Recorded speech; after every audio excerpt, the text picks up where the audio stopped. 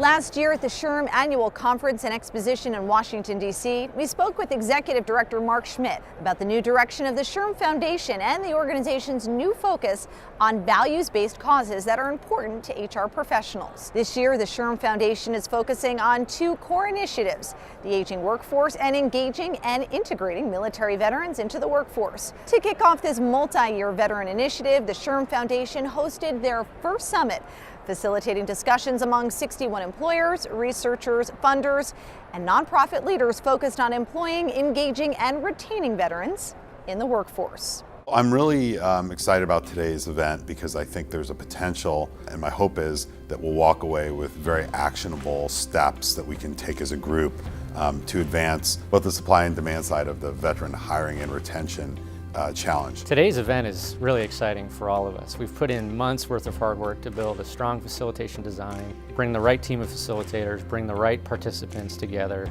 to really challenge the constructs that are inhibiting successful veteran employment. Well, I'm at this event because, quite frankly, this is the first one that an HR organization is pulling together, and not so much to say how can we help veterans, how can we serve them to write their resumes. It's looking inward at ourselves as HR professionals.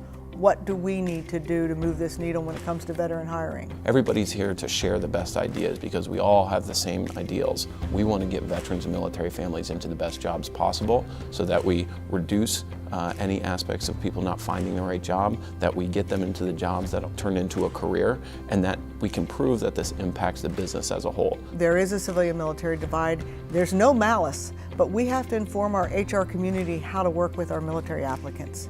We do have to meet in the middle, or we each have to give 100%. There is a difference in perspective.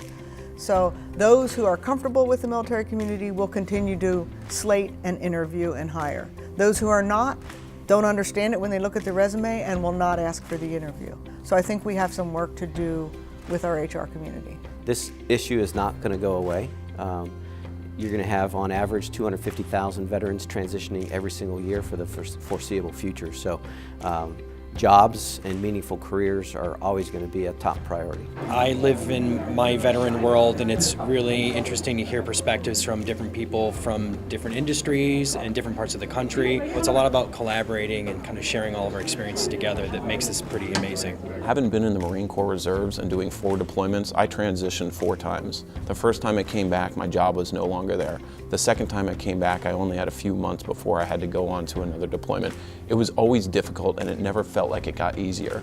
It wasn't until about 10 years after I'd done my first deployment that I started to see the community really come together to figure out how they can solve these problems, and I thought, I want to be a part of that. I don't want a struggling young corporal, much like myself, to have the hard times that I was facing. We can fix this by sharing the knowledge that we have now and the resources that we have. One of the most reassuring things about all of this today is knowing that the SHRM Foundation is committed with SHRM to be able to take what we're doing today, collectively use the information, and put it out in meaningful ways that are actually going to start making a difference.